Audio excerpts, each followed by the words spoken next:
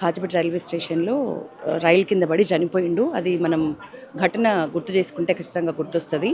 ఆ గోపన్న భార్య సుమారు 15 సంవత్సరాలు అడవిలో బతికి అష్ట కష్టాలు పడి బాంబు కూడా పేలి తన చెయ్యిని చూస్తే మనకు తెలిసిపోతుంది. అంటే ఒక నక్సలైట్‌గా, ఒక మావోయిస్ట్‌గా అడవిలో బ్రతికితే జీవితం ఎట్లా ఉంటది? ఎన్ని కష్టాలు వాళ్ళు పడతారు? ప్రాణాలకు తెగించి వాళ్ళు అట్లా ఉండడానికి అప్పుడున్న భావజాలం ఎట్లా ఉంది? ఇప్పుడు ఇట్లా జనజీవన స్రవంతిలో వచ్చి ఒక పార్టీ ద్వారా మళ్ళీ తమ సిద్ధాంతాలని గానీ, తమ భావాల్ని గానీ చెప్పటానికి ఇప్పుడున్న ఆలోచన విధానం ఎట్లా మారింది? తెలుసుకుందాం. మనం స్వర్ణక్కతో ఉన్నాం. నమస్తే స్వర్ణక్క, బాగున్నారా? అండి బాగున్నామండి. అప్పుడు ఘటన జరిగినప్పుడు నేను ఒక వరంగల్ అమ్మాయిగా చాలా విన్నా.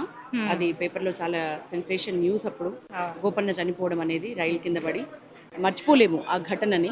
మావోయిస్టుల కష్టాలకి ఆలు మగలు ఇద్దరు కూడా ఎట్లా బాధితులైండ్రు, ఎట్లా మోసపోయిండ్రు. భార్యాభర్తల కష్టాలకి ఒక మావోయిస్టు జీవితం ఎట్లా ప్రభావితం అవుతుంది, ఎన్ని కష్టాలు పడతారు వైఫ్ అండ్ హస్బెండ్ కూడా. మీరు మంచి ఉదాహరణ. ఇప్పటికీ కూడా నిజంగా ఒక్క మాట సూటిగా చెప్పండి, ఇప్పటికీ అడవిలో ఉన్న అన్నలకు ఏం చెప్తారు? ఇప్పటికీ అడవిలో అన్నలంటే కగారు వల్ల అన్నలు అందరూ సమాప్తమైపోయిండ్రు. అంటే గవర్నమెంట్, పాలక వర్గాలు, సామ్రాజ్యవాదాలు అందరూ కలిసి కగారు పేరుతోటి మొత్తం పార్టీని లేకుండా అది చేసిండ్రు. రక్తపాతం పారింది అడవిలో. చెప్పుకోవడానికి కానీ ఇప్పుడు ఏం లేదు. చాలా అది గుర్తు చేసుకోవాలంటేనే బాధ అనిపిస్తుంది.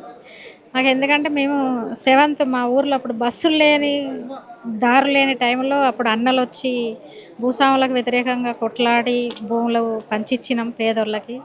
ఆ టైంలో నేను పాటలకి ఆ భూ పోరాటాలకు ఆకర్షితురాలై పాటలకు పోవడం జరిగింది. చాలా పోయి చాలా ఉద్యమాలు చేసినాం, పోరాటాలు చేసినాం. పేద ప్రజలకి, గిరిజనులకి, ఆదివాసీ ప్రజలంటే అక్కడ అసలు ఎర్ర బస్సు అంటే తెలియదు, రోడ్డు అంటే తెలియదు, భూస్వాములు అంటేనే తెలుసు అక్కడ ప్రజలకి. ఇక్కడ భూస్వాములకు వ్యతిరేకంగా చేసినాం, అక్కడ సావుకారులకు వ్యతిరేకంగా చేసి ప్రజలకి ఒకప్పటికి ఇప్పటికి చాలా నక్సలైట్ల వల్ల మా విప్లవ ఉద్యమాల వల్ల జనాలు ఎంతో ఎదిగిండ్రు. అట్లాంటి టైంలో వాళ్ళకి పంటలు పండించేది కూడా తెలియదు. అట్లాంటి దారులేసి పంటలు పండించి స్వర్ణక్క, దినుసులు. నిజానికి పేదల సంక్షేమము, ఉమ్, అగ్రవర్ణాల అణచివేతపై పోరాటం, ఉమ్, మీ సిద్ధాంతం ఇదే ఉంటది ఇదే. మావోయిస్టులు. ఉమ్. ఇప్పుడు ఈ పార్టీకి ఆకర్షితురాలు అవ్వడానికి, ఈ పార్టీలో తెలంగాణ రాజ్యాధికార పార్టీలో చేరటానికి మన ఉమ్. సిద్ధాంతం సరిపోలిందా మీకు? అంటే మాకి సరిపోలేదు.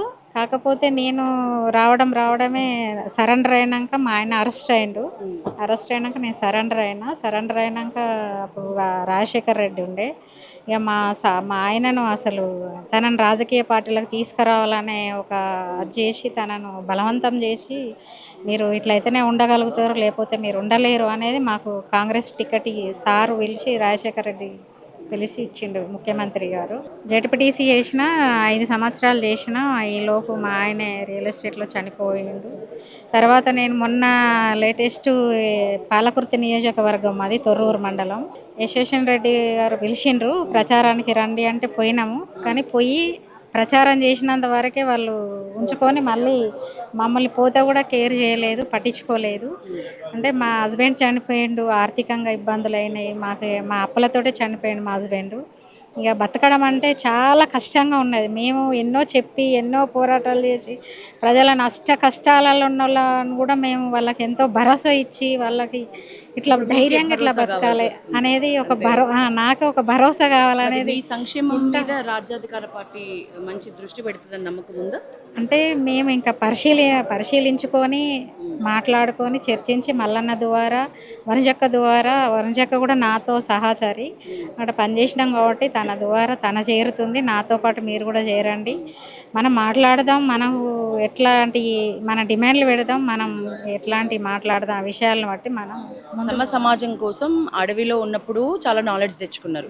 ఇప్పుడు మీకు పాలిటిక్స్ ఇంతో కొంత పరిచయం. ఏకంగా ఒక తెలంగాణ రాజ్యాధికార పార్టీలో సభ్యులుగా చేరిండ్రు. సో మీ ఇన్నేళ్ల అనుభవంలో ప్రజల వైపు, ప్రజల సైడ్ తీసుకొని నడుస్తున్న నాయకులు అంటే ఎవరు మీ దృష్టిలో? మాకు ఈ మల్లన్న అనేదే వచ్చింది. ఎందుకంటే ప్రతి పోరాటం ఎక్కడ ఒక మహిళకి అన్యాయం జరిగితే అక్కడ పోయి నిలదీస్తాడు.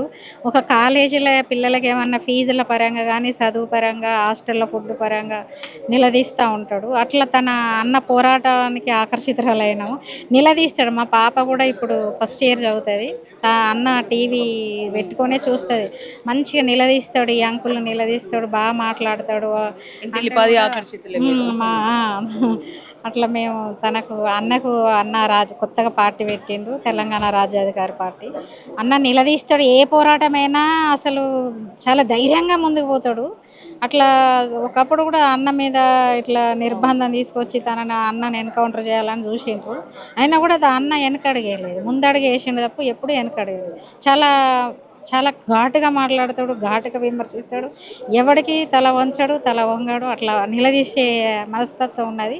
ఎందుకంటే మేము కూడా పోరాటాలు చేసి వచ్చినాం కాబట్టి అట్లాంటి వ్యక్తి అయితే బాగుంటుంది. ఎక్కడికైనా పోయి కొట్లాడదాం, నిలదీస్తాం. తెలంగాణ కోసం కూడా కేసీఆర్ అప్పుడు కొత్తగా పార్టీ పెట్టి పోరాటాలు చేసినప్పుడు కూడా కేసీఆర్కు మేము కాంగ్రెస్లో గెలిచి మళ్ళీ కేసీఆర్ తెలంగాణ పోరాటాలు జరుగుతుంటే మళ్ళీ తెలంగాణకు వచ్చినాం మేము కాంగ్రెస్లో గెలిచి.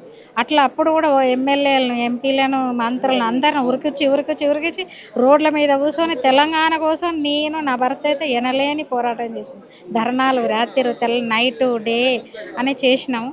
అట్లా ఈ మల్లన్న కూడా పార్టీ పెట్టిండు కాబట్టి ఈ అన్న కూడా అట్లాంటి వ్యక్తి కాబట్టి, అట్లాంటి భావజాలం ఉన్న వ్యక్తి కాబట్టి చేయగలుగుతాడు. మేము కూడా చేస్తాము అనేది పోరాటం కోసం చెయ్యాలనే బాగా తపన ఉన్నది. ఇక కొన్ని పరిస్థితుల వల్ల బయటికి వెళ్ళలేని పరిస్థితుల వల్ల ఇంతవరకు మేము ముందుకు రాలే. మా హస్బెండ్ చచ్చిపోయినారు. ఇదే ఫస్ట్ టైం అన్న మా ఇంటి దగ్గర ఒకటి ఆఫీస్ ఓపెనింగ్ చేసిండు, మా ఇంటికి కూడా వచ్చిండు. అట్లా కొద్దిగా ధైర్యం వచ్చింది.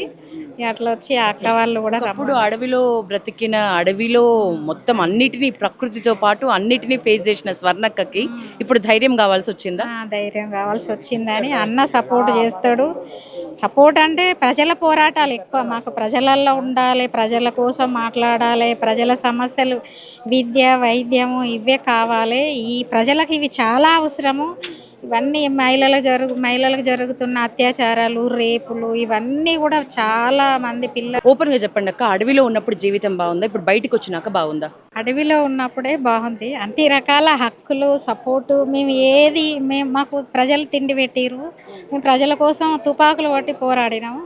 బయటికి వచ్చినాక మాకు ఒక నువ్వు గింజంతా కూడా స్వేచ్ఛ లేదు, ఇక్కడ అసలు బాగలేదు. ఇప్పుడైతే లొంగిపోతున్న మావోయిస్టులకి కేంద్ర ప్రభుత్వం ప్రకటిస్తోంది రక్షణ కల్పిస్తామని, ఇల్లు ఇస్తామని, ఉద్యోగం ఇస్తామని, ముఖ్యంగా ఆరోగ్యశ్రీ వైద్యానికి సంబంధించి కూడా ఇస్తామని ఇన్ని హామీలు ఇస్తుంది కదా కేంద్ర ప్రభుత్వం. ఎవరికి ఏమీ ఇవ్వరు. ఆడ భూమి లేదు, ఆరోగ్యం అంటే హాస్పిటల్ ఉన్నాయి కాబట్టి చూపిస్తారు. బతకడానికి ఊకే అనారోగ్య సమస్యలతోటి బతకం కదా మేము. మాకు ఇప్పుడు లొంగిపోయిన వాళ్ళందరికీ 5 ఎకరాలు ఇవ్వాలి, ఒక జాబ్ ఇవ్వండి, ఇల్లు ఇవ్వండి. అవి ఇచ్చినప్పుడే వాళ్ళది నిజమైన గవర్నమెంట్. అవన్నీ ఇప్పుడు భూములే లేవు. ఇప్పుడు మాకే ఇవ్వలేదు. మేము ఎప్పుడో 20 సంవత్సరాల కింద లొంగిపోయినాం. మాకు 5 ఎకరాల భూమి ఇవ్వాలని కలెక్టర్ చుట్టూ 10 సార్లు తిరిగిన, లేవని చెప్పి హామీ ఇచ్చిండ్రు కానీ ఇవ్వలేదు. మాకు ఇచ్చే రివార్డు కూడా ఇవ్వలేదు. మా ఆయన అప్పుడు వద్దన్నాడు. వాళ్ళు ఆఫీసుల చుట్టూ తిప్పుకుంటారు, వాళ్ళు అసలే ఇవ్వరు, వేస్ట్ ఆ తిరుగుడు వద్దని చెప్పిండు. ఇప్పటికి కూడా మా ఆయన చచ్చిపోయినాక ఏం లేదండి, ఇల్లు తప్ప మాకేం లేదు. పెన్షన్ కూడా భర్త చచ్చిపోయడానికి పెన్షన్ ఇవ్వంటే కూడా పెన్షన్ కూడా ఇవ్వలేదు. మా బిడ్డకి స్కాలర్షిప్ ఇవ్వంటే కూడా స్కాలర్షిప్ లేదన్నారు. మా లాంటి వాళ్ళకే లేవు. ఇప్పుడు ఈ లొంగిపోయిన వాళ్ళకి ఇప్పుడు ఏమి ఇస్తారు? పేద ప్రజలకు ఏమి ఇస్తారు? ఎవరికి ఇచ్చేది అక్కడ ఏం లేదు. అది శూన్యం తప్ప అక్కడ ఏం లేదు. అన్ని మాటలు తప్ప, అది బురడి మాటలు గవర్నమెంట్ ఇవన్నీ కూడా. అది ఇచ్చేది ఏం లేదు, శూన్యమే. ఎవరి కాళ్ళ మీద వాళ్ళు బతకాలి. మాకు నిజంగా అనిపిస్తుంది ఇప్పటికి కూడా ఈ బాధలు, ఈ సమస్యలు చూస్తే.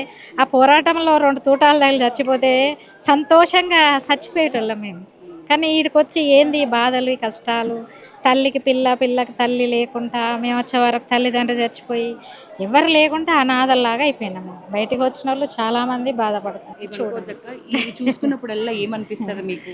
ఇదంతా అనిపిస్తుంది అంటే బాగా పేలింది అసలు. మీకు ఏమనిపిస్తుంది అంటే అది మీకు గుర్తుగా అనిపిస్తుందా, లేకపోతే దాన్ని బట్టి ఇంకొంత రెట్టింపు ఉత్సాహంతో ఏదైనా చెయ్యాలి అని అనిపిస్తుందా, లేకపోతే ఎట్లా? ఇవన్నీ మాకి తూటాలు దవలుడు, బాంబులు దవలుడు ఇవన్నీ కామనే మాకు. ఫైరింగ్లలో, యుద్ధంలో ఇవన్నీ కామన్. ఎంతోమంది మా పక్కనే ఎంతోమంది చనిపోతారు. చనిపోయేటోళ్ళని కూడా వదిలేసి తీసుకుపోలేని పరిస్థితులలో ఏడ్చుకుంటూ పోయినాం.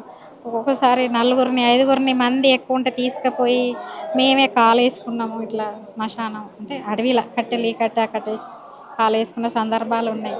ఏడుస్తూ మేము మా కామ్రేడ్స్ చచ్చిపోతే మాకు ఇట్లాంటివన్నీ కామన్, మేము పట్టించుకోము. ప్రతి ఒక్కరు ఎవరోటి గాయమయ్యే ఉంటారు. కాకపోతే ఈ గాయాల కంటే ఈ గాయం పెద్దది కదా. దీనికి మనకు భరోసా ఇచ్చేటోళ్ళు లేరు సమాజంలో. ఇన్నేళ్లలో మీకు ఏదైనా ప్రభుత్వము మావోయిస్టుల వైపు ఆలోచిస్తుంది, మావోయిస్టుల సిద్ధాంతాల్ని కొంచెం అర్థం చేసుకుంటుంది అని అనిపించిందా ఏదైనా ప్రభుత్వం? అదంతా అబద్ధము. అదంతా ఉత్త బురడి మాటలు, గారడి మాటలు అంటారు తప్ప, అంతే తప్ప ప్రభుత్వం ఇచ్చేది ఏది లేదు. ఎవరికో ఒకరికి అది అందినోళ్ళకి అందుతానే, అందనోళ్ళకి లేదు. ఎవరు అంతా శూన్యమే. ఎందుకంటే హాస్పిటల్లో చూపిస్తుర్రు అందరు అనారోగ్య సమస్యలు. ఇప్పుడు మాకు కూడా కొండలు ఆకాశం అంత ఉంటే కొండలు అవి ఎక్కి దిగి అందరికీ బ్యాక్ పెయిన్స్, వెన్నుపూసల అరుగుడు ఇవన్నీ అరిగిపోయి వచ్చినాయి. నడవలేని పరిస్థితి, బస్సు ఎక్కలేని పరిస్థితి అట్లా అయిపోయింది. తిండి కడుపు నిండా తిండి తినలేని పరిస్థితి. ఇవన్నీ కష్టాలు పడతాం. చెప్పండి అక్క, ఎట్లాంటి ఒక నమ్మకంతో ఉన్నారు ఈ పార్టీలో చేరిండ్రు? ఇప్పుడు ఇక్కడ నుంచి ఒక పొలిటికల్ పార్టీ సభ్యురాలుగా స్వర్ణక్కను చూస్తున్నాం. ఇన్ని రోజులైతే ఆ పేరు మీ పక్కన లేదు.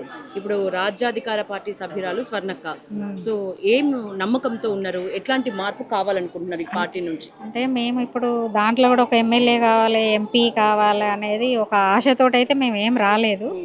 ఎందుకంటే ప్రజల గ్రామాలకి వెళ్ళి ప్రజల పోరాటాలు, ప్రజల సమస్యలు తెలుసుకొని వాళ్ళకేమన్నా మనం ధైర్యం ఇచ్చి వాళ్ళ సమస్యలు పరిష్కారం చేద్దామని అట్లా ఈ రకంగానన్నా వెళ్తామేమన్నా మల్లన్న రూపకంగా, వనజక్క రూపకంగా ఈ ఒక తెలంగాణ రాజ్యాధికార పార్టీతోటి ప్రజల సమస్యలు పరిష్కరించడం కోసం ఎనవేళలా కృషి చేస్తా, తిరుగుతా, 24 గంటలైనా తిరుగుతా.